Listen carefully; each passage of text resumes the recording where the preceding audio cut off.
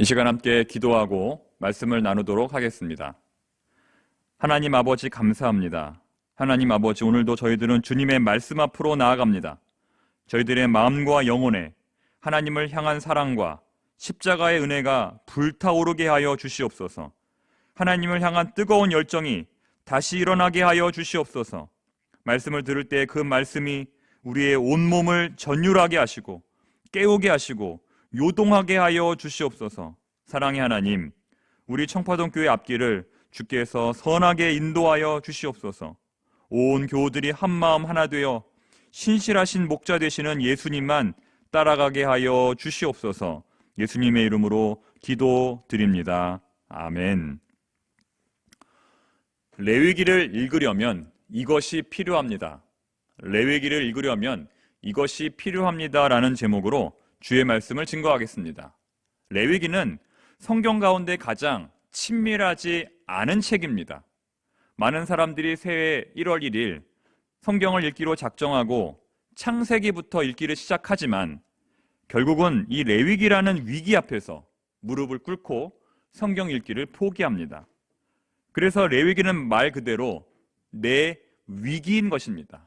어떻습니까? 공감이 되시죠? 그리고 간혹 엄청난 인내심을 가지고 레위기를 읽는다 할지라도 그것은 읽어야 한다는 의무감 때문이지 그 내용이나 메시지를 제대로 이해하는 사람은 거의 없습니다. 혹시 여러분들 중에 그동안 레위기의 말씀으로 은혜를 받으셨거나 또 레위기의 말씀을 깊이 묵상하신 분이 계시다면 그분은 정말 대단하신 분입니다. 정말 훌륭하신 분입니다. 즉, 레위기가 내 위기인 이유는 문자적으로 그것을 읽기가 어렵다는 것과 또 설령 읽는다 하더라도 무슨 말인지 잘 이해할 수 없다는 것입니다. 그리고 또 하나의 이유가 있습니다. 레위기가 어려운 이유. 그것은 레위기의 내용이 지금 우리의 신앙생활과 무관하다고 여겨지기 때문입니다. 자, 왜냐하면 지금 현대 예배에서는 동물 제사를 드리지 않기 때문입니다. 그런데 만일 지금도 이 예배당에서 우리가 동물 제사를 드린다면 이 레위기는 그 어떤 책보다 더 중요한 책이 될 것입니다. 우리가 열심히 읽는 책이 될 것입니다.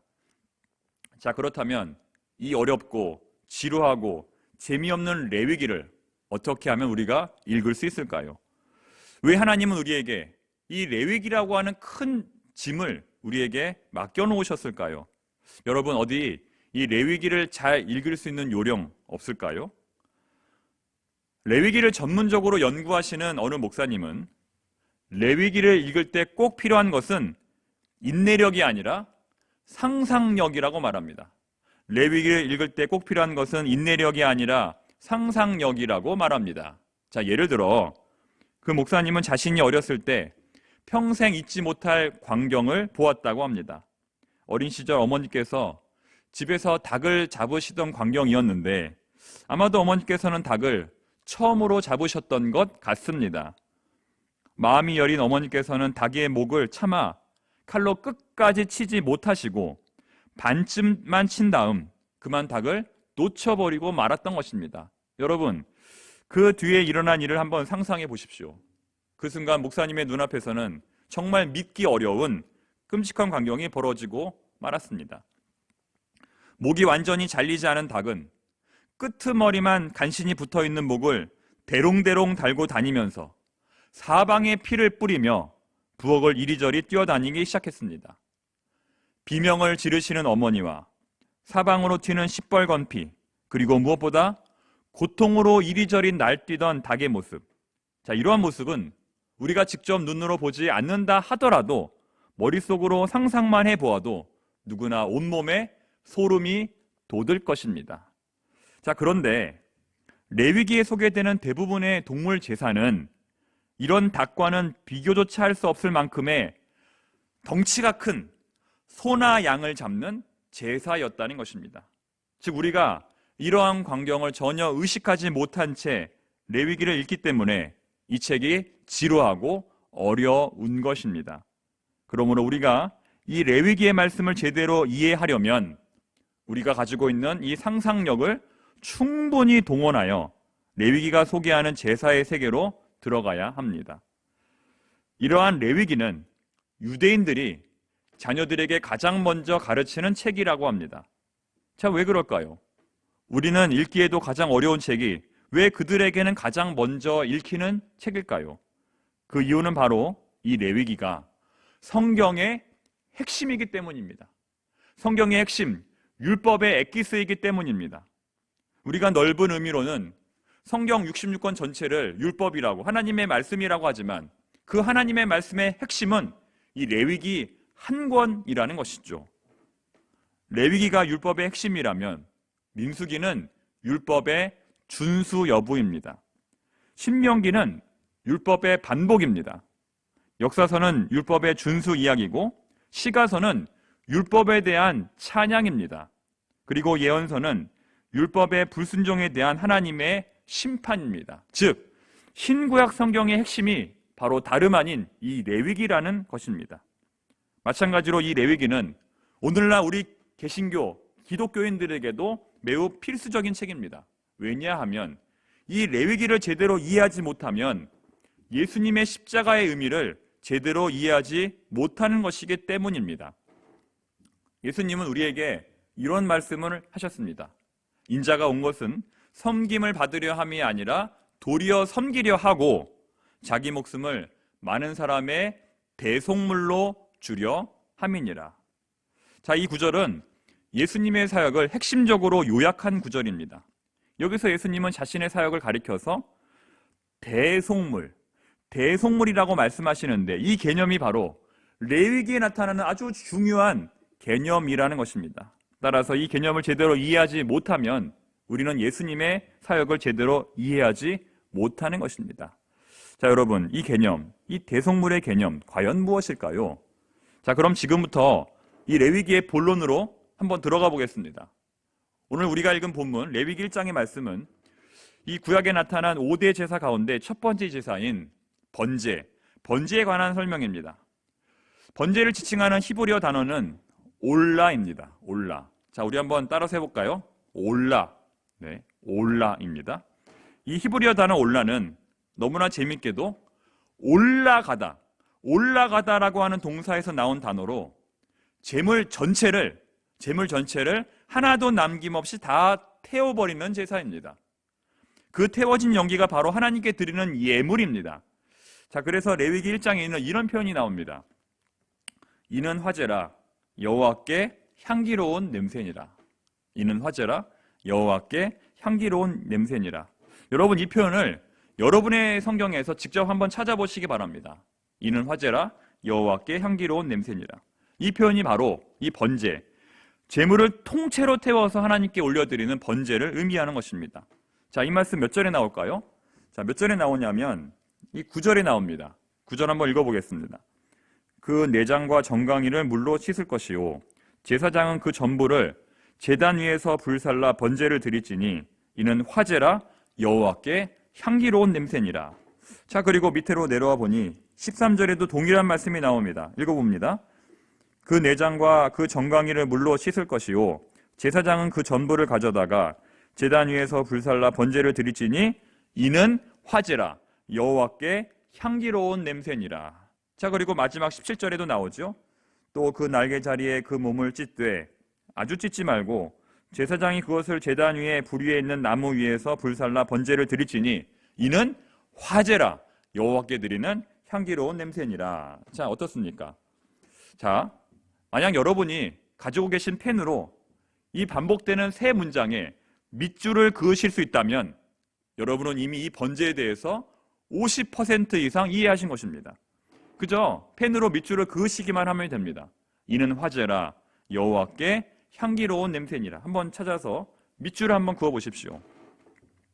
이와 같이 레위기 1장은 이는 화제라 여호와께 향기로운 냄새니라 라는 문장을 중심으로 모두 3개의 문단이 만들어집니다.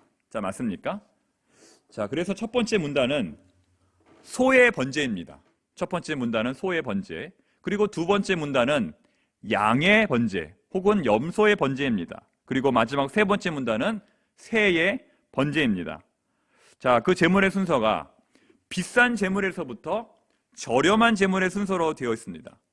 이 세 문단은 똑같은 패턴으로 반복이 되고 있기 때문에 이 첫 번째 문단만 이해하면 다른 두 문단은 자동적으로 이해가 되는 것입니다. 자, 그럼 이제 첫 번째 문단 속으로 들어가 보겠습니다. 자, 1절과 2절 말씀 함께 읽어봅니다. 여호와께서 회막에서 모세를 부르시고 그에게 말씀하여 이르시되 이스라엘 자손에게 말하여 이르라. 너희 중에 누구든지 여호와께 예물을 드리려거든 가축 중에서 소나 양으로 예물을 드릴지니라. 자, 여기서 중요한 단어는 바로 2절에 나오는 누구든지입니다. 자, 여러분 질문입니다. 구약시대에는 누가 하나님께 제사를 드릴 수 있었을까요? 구약시대에는 누가 하나님께 예배를 드릴 수 있었을까요? 자, 1번 남자, 2번 여자, 3번 누구든지. 정답은 3번 누구든지입니다. 즉, 구약시대에는 남자만 제사를 드릴 수 있었던 것이 아니라 남녀노소, 빈부 귀천에 상관없이 누구든지 하나님 앞에 나와 제사를 드릴 수 있었던 것입니다. 다시 말해 여성들도 얼마든지 하나님께 제사를 드릴 수 있었다는 말입니다. 비록 지성소에는 아무나 들어갈 수 없었지만 이 제사만큼은 누구든지 하나님께 드릴 수 있었습니다. 그러므로 유대인들이 이 레위기를 자녀들에게 가장 먼저 가르쳤던 것이죠. 왜냐하면 이 레위기를 알아야 하나님 앞에 나아갈 수 있었기 때문입니다. 자, 그리고 더 놀라운 사실은 이어지는 본문 4절과 5절에 나옵니다. 자, 우리 4절과 5절 말씀도 한번 찬찬히 읽어보겠습니다. 그는 번제물의 머리에 안수할지니 그를 위하여 기쁘게 받으심이 되어 그를 위하여 속죄가 될 것이라. 5절, 그는 여호와 앞에서 그 수송아지를 잡을 것이요 아론의 자손 제사장들은 그 피를 가져다가 회막문 앞 제단 사방에 뿌릴 것이며.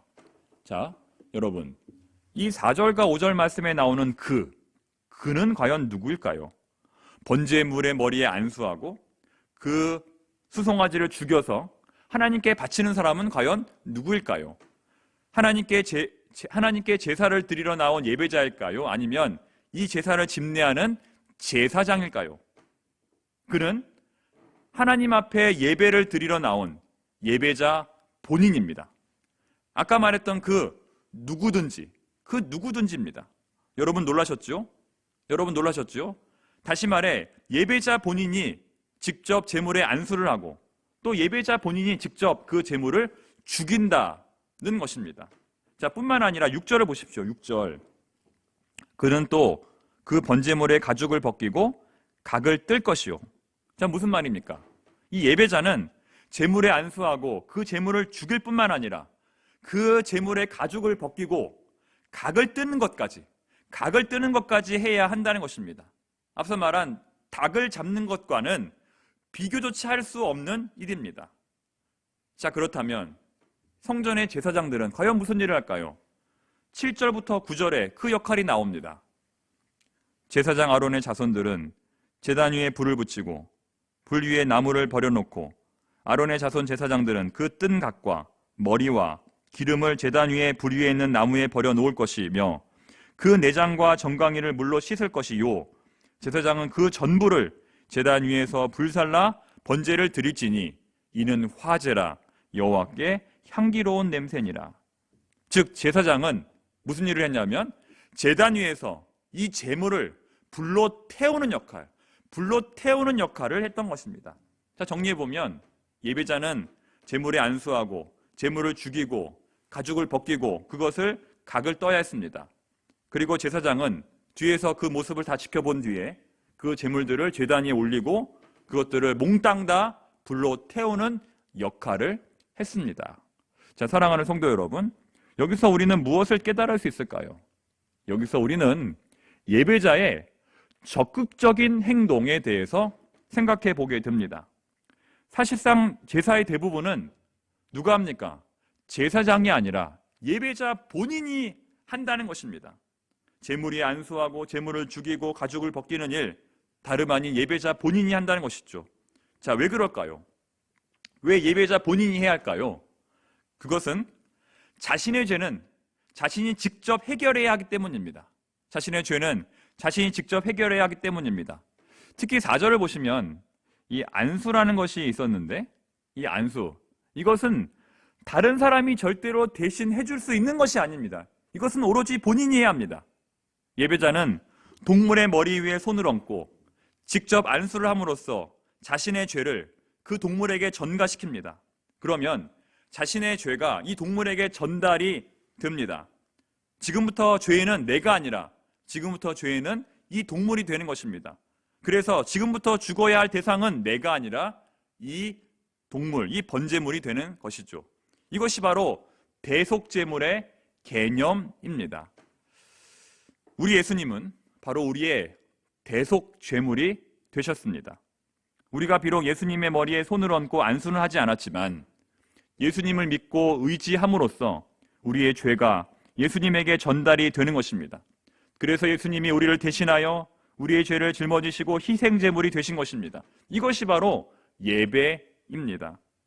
즉, 우리의 죄가 예수님에게 전달이 되고 예수님께서 우리를 대신하여 죽으시는 것, 그것이 바로 이 예배 시간에 이루어지는 놀라운 영적 변화인 것입니다. 그런데 오늘날 현대 예배에서는 이 예배자의 역할이 너무나 미미합니다. 이 예배자의 역할이 너무나 수동적입니다. 앞에서 예배를 인도하는 목회자, 그리고 찬양대, 그리고 대표 기도자, 헌금위원, 예배위원의 역할을 제외하면 대부분의 성도들은 그냥 앉아있다가 그냥 조용히 돌아갑니다. 지금 우리 죄를 대신하여, 아니 나의 죄를 대신하여 죽으시는 예수님에 대한 아무런 감흥이 없습니다. 지금 우리 주님께서 나를 대신하여 죽으시고 피를 흘리시고 가죽이 벗겨지고 지금 온몸이 찢어지고 있는데 우리는 마치 남의 일 보듯 아무런 감정이 없다는 것입니다. 그래서 저는 이 부분에 대해서 많은 고민을 하고 있습니다. 어떻게 하면 우리 성도님들이 보다 더 이 예배에 적극적으로 참여할 수 있을 것인가? 어떻게 하면 우리 성도님들이 이 예배에 보다 더 능동적으로 참여할 수 있을 것인가? 저에게는 이러한 고민이 있습니다. 지난 특세 때 많은 분들이 놀라신 부분이 있습니다. 이 이른 새벽에, 이 이른 아침에 박수를 치며 찬양했기 때문입니다. 이른 새벽부터 박수치며 찬양하는 모습은 정말 낯설고 부담스러울 수 있습니다. 거부감을 줄 수도 있습니다. 그런데 지금도 제가 이 새벽 기도 때마다 박수치며 찬양하자고 하는 이유는 몇 가지가 있는데요. 첫째는 잠을 깨기 위해서입니다. 잠을 깨기 위해서. 박수를 치면 혈액순환이 좋아져서 온몸이 깨어납니다. 정신이 바짝 듭니다. 자, 그리고 두 번째 이유는 마음의 문을 열기 위해서입니다. 마음의 문을 열기 위해서. 의도적으로라도 마음의 문을 열고 우리 주님 앞으로 나오라는 것이죠. 그리고 세 번째는 바로 이 예배의 적극성을 위해서입니다. 이 예배는 다른 사람을 위한 예배가 아니라 나를 위한 예배입니다. 다른 사람의 예배가 아니라 나의 예배입니다. 나와 주님과의 관계이고 나와 주님과의 만남입니다. 즉, 이 박수치며 찬양했을 때 손해볼 것 하나도 없다는 말이죠. 결국은 이 예배 시간에 우리가 보다 더 뜨겁게 찬양하고 보다 더 뜨겁게 기도하고 보다 더 말씀으로 은혜를 충만하게 받아야 한다는 것입니다. 우리가 교회 왜 나옵니까? 그러려고 나오는 것이죠. 그러려면 우리는 보다 더 예수님의 십자가에 포커스를 맞추어야 합니다. 번제의 목적은 크게 두 가지입니다. 과거 이스라엘 백성들은 언제, 어느 때 하나님께 번제를 드렸을까요? 자, 언제냐면 첫 번째는 죄를 범했을 때입니다. 죄를 지었을 때. 여러분, 오늘날 우리가 죄를 범했을 때 그 죄를 없애려면, 그 죄를 속죄하려면 어떻게 해야 됩니까? 그 죄값을 치러야 합니다. 민사사건은 돈으로, 형사사건은 감옥에 들어감으로 그 죄값을 치러야 합니다. 그런데 구약시대에는 누군가 그 죄값을 대신 치름으로써 죄의 문제를 해결할 수 있었습니다. 이것이 바로 은혜입니다.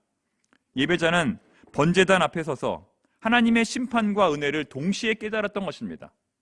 하나님의 심판은 죄 지은 자는 반드시 죽어야 한다는 것입니다. 죄 지은 자는 반드시 그 대가를 치루어야 한다는 것입니다. 반면에 하나님의 은혜는 그 죄로 인하여 죽어야 할 사람을 대신하여 누군가 대신 죽을 수 있다는 것입니다. 즉, 하나님 앞에 선 인간은 죄로 인하여 죽어야 할 자신의 모습과 그 자신을 대신하여 누군가 대신 죽었다고 하는 은혜를 동시에 발견하게 되는 것입니다. 인간의 죄 때문에 진노하신 하나님께서 그 사람 대신 죽은 그 번제물의 향기를 맡으시고 진노를 가라앉히시는 것입니다. 이것이 바로 번제, 이는 화제라 여호와께 향기로운 냄새니라 라는 말씀의 의미입니다. 그런데 번제가 때로는 죄와 상관없이 드려지는 경우도 있었습니다. 어떤 경우였을까요? 아브라함의 경우였습니다. 창세기 22장을 보면 아브라함은 그 아들 이삭을 하나님께 번제로 바치라는 명령을 받습니다. 그는 이 말씀에 순종하여 이 약속의 아들을 잃을 것인가, 아니면 이 말씀에 불순종하여 그의 아들을 구할 것인가 라고 하는 시험을 당합니다. 여기서 번제는 즉 아브라함의 죄를 속하는 속죄제가 아니라 아브라함의 순종과 아브라함의 헌신을 증명하는 제사라는 것입니다. 다시 말해 그만큼 아브라함은 하나님을 사랑한다고, 그만큼 하나님을 신뢰한다고 고백했던 것입니다. 자, 사랑하는 성도 여러분, 지금 우리의 예배는 어느 예배입니까? 죄를 속하는 예배입니까? 하나님을 향하여 사랑의 고백을 하는 예배입니까? 아마도 이 두 가지가 다 포함되어야 할 것입니다. 자, 이제 결론입니다. 번제는 예수님의 십자가 희생을 보여줍니다. 에베소서 5장 2절 말씀은 예수님의 십자가가 하나님께 올려지는 향기로운 제물이라고 말씀합니다. 그리스도께서 너희를 사랑하신 것 같이 너희도 사랑 가운데서 행하라. 그는 우리를 위하여 자신을 버리사 향기로운 제물과 희생 제물로 하나님께 드리셨느니라. 바로 여기 나오는 이 향기로운 제물이 바로 번제입니다. 자, 그런데 이 번제가 예수님의 십자가와 다른 결정적인 이유가 하나 있습니다. 다시 말해 예수님의 십자가는 구약의 번제와 공통점도 있지만 차이점도 있다는 것입니다. 자, 무엇일까요? 구약에서는 죄를 지었을 경우, 죄를 지을 때마다 반복적으로 제사를 드려야 했지만 신약에서는 예수님의 십자가로 말미암아 단번에 모든 죄가 해결되었다는 것입니다. 여러분, 이 은혜와 가치는 어떻게 측량할 수 있을까요? 예를 들면 비가 오지 않는 가뭄 지역에서는 비가 한번 내려주는 것이 천문학적인 가치가 있다고 합니다. 제때 비 한번 내려줌으로써 우리는 돈으로는 환산할 수 없는 어마어마한 혜택을 누리게 되는 것입니다. 여러분, 이처럼 비가 한 번만 제때 내려도 이런 혜택을 우리가 누리는데 단번에 모든 인간의 죄를 해결하시는 예수님의 십자가는 어떻게 측량할 수 있을까요? 그 어떤 물질적인 가치로는 도저히 환산할 수 없을 것입니다. 그것이 바로 하나님의 은혜입니다. 이 은혜를 깨달은 자가 진정 하나님의 은혜를 깨달은 것입니다. 다시 말해 우리의 건강이 회복되고 우리의 자녀가 잘 되고 우리의 사업장이 형통한 것도 은혜지만 십자가 위에서 우리의 죄가 해결되어 그 결과 이 땅에서 우리가 하나님의 나라 천국을 누리는 것은 우리가 그 무엇과도 바꿀 수 없는 하나님의 참된 선물이라는 것입니다. 오늘도 이 선물과 은혜를 한아름 받아 누리시는 저와 우리 모두가 되기를 바랍니다. 끝으로 그렇게 사시기를 소망하는 분들에게 두 가지의 당부 말씀을 드립니다.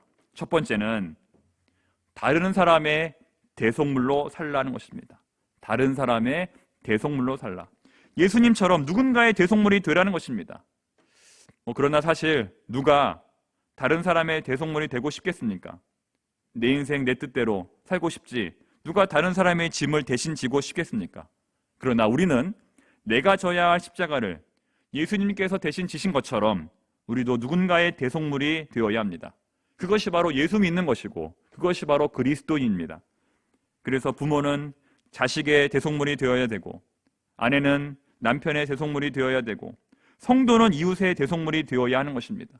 목회자는 교인들의 대속물이 되어야 되고 구역장은 구역 식구들의 대속물이 되어야 되고 교회는 이 지역사회의 대속물이 되어야 하는 것입니다. 사랑하는 성도 여러분, 여러분들은 누구의 대속물이 되시겠습니까? 누군가의 대속물이 되는 인생, 그 인생이야말로 예수님을 닮아가는 거룩한 인생일 것입니다. 그리고 또 한 가지의 당부는 자신의 삶을 선물로 받아들이라는 것입니다. 자신의 삶을 선물로 받아들이라. 여러분은 진정 여러분의 삶을 선물이라고 생각하십니까? 아니면 죽지 못해 사는, 어쩔 수 없이 사는 인생이라고 생각하십니까? 삶을 하나님의 선물이라고 생각하는 사람은 일용할 양식으로 만족하는 사람입니다.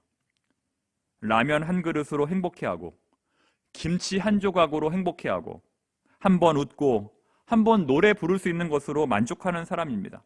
구원받았으면 그것으로 인하여 우리의 인생은 충분한 것입니다. 그런데 어떤 사람은 이 구원을 받은 것으로도 만족이 되질 않습니다. 자신의 삶을 선물로 받아들이면서 살고 있는 어느 기독교인 부부의 이야기입니다. 그들에게는 장애 자녀가 있습니다.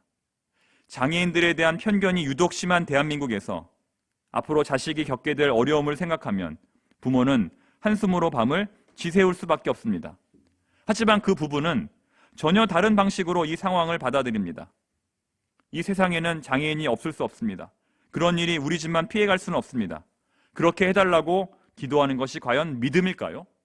그렇다면 다른 가정보다는 비교적 형편이 나은 우리 집에서 그 아이가 태어난 것이 오히려 잘된 일이라는 것입니다. 그래서 이 부모는 장애 아이를 기쁨으로 또 그리고 최선을 다해 키우고 있습니다. 물론 현실에서는 종종 어려운 일이 있겠지만 그들의 내면은 점점 더 풍요로워질 것입니다. 그들의 내면은 점점 더 풍성해질 것입니다. 왜냐하면 하나님께서 이 부부에게 세상에서는 맛볼 수 없는 신령한 은혜를 베풀어 주실 것이기 때문입니다. 여러분, 이것이 바로 삶을 하나님의 선물로 누리는 사람에게 나타나는 열매입니다. 사랑하는 성도 여러분, 우리의 인생은 죽지 못해 사는 인생이 아닙니다. 우리의 인생은 천문학적인 돈을 준다 해도 바꿀 수 없는 존귀한 것입니다. 이 은혜를 깨닫고 이번 한 주간도 믿음으로 승리하시기를 바랍니다. 기도하겠습니다. 하나님 감사합니다. 하나님, 모든 것이 하나님의 은혜입니다. 그러나 그 중에서도 예수님의 십자가로 나의 죄가 해결되고 구원받은 것이 진짜 은혜입니다. 하나님, 이 은혜 잘 간직하게 하여 주시옵소서. 예수님의 이름으로 기도드립니다. 아멘.